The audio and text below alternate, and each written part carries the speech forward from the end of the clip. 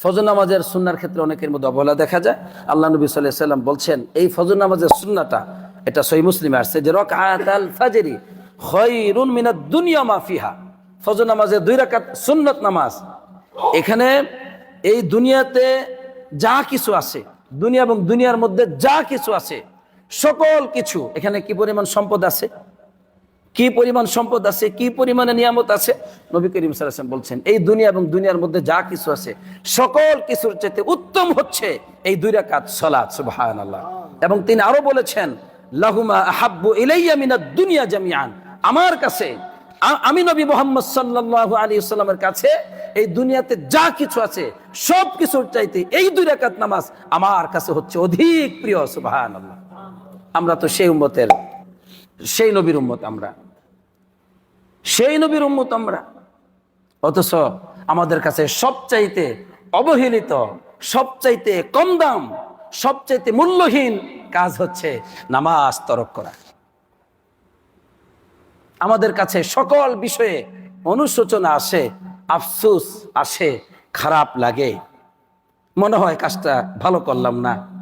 একটা সিগারেট হারাম খাওয়া, এটা খাইলেও যে খায় সে বলে একটা খারাপ কাজ করলাম, কিন্তু নামাজ তরক করছে লোকটি, সামান্যতম অনুভূতি তার মধ্যে নেই। মসজিদের কাছে দোকান, মসজিদের কাছে বাসা, মসজিদের কাছে দোকানপাট, ব্যবসা বাণিজ্য, বাসা, জীবনযাপন করছে, মানুষকে দেখছে, সালাতের জন্য মানুষ মসজিদে ঢুকে আর বের হয়, তার মধ্যে এতটুকু অনুভূতি আসে না যে এটা একটা ভালো কাজ আমার করা উচিত। নামাজটা এত সস্তা এই উম্মতের কাছে, আল্লাহু আকবার, এত সস্তা, এত মূল্যহীন, এত অবহেলিত একটি ইবাদত নবী করিম সাল্লাল্লাহু আলাইহি ওয়াসাল্লামের এই উম্মতের কাছে। সুতরাং আমার সম্মানিত মুসলিম কেরাম, সালাত ব্যতীত নাজাত নেই, মুক্তি নেই। সাজদা ব্যতীত আকাশ এবং জমির মালিকের কাছে প্রিয় হওয়া যাবে না, নাজাত পাওয়া যাবে না, মুক্তি পাওয়া যাবে না। এজন্য আখিরাতে ইন্টারভিউ নেওয়া হবে, ইন্টারভিউ নেওয়া হবে।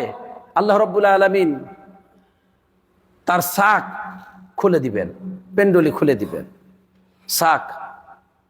হাদিসে যা আসছে তাই বিশ্বাস করে, এর কোনো দৃষ্টান্ত নেই, এর কোনো উপমা নেই। খুলে দিবেন, বলবেন সেজদা দাও। কিন্তু যারা দুনিয়ার বুকে আল্লাহকে সেজদা দেয় নাই, বা মানুষকে দেখানোর জন্য সেজদা দিয়েছে, তারা সেজদা দিতে পারবে না। তাদের পিঠ একদম সোজা হয়ে থাকবে, পিঠ আর বাঁকা হবে না। দুনিয়াতে যেহেতু বাঁকা হয়নি আল্লাহর জন্য, আখিরাতে আল্লাহকে সেজদা দিতে পারবেন না, বলে দিলাম। আখিরাতে আল্লাহকে সেজদা দিতে পারবেন না।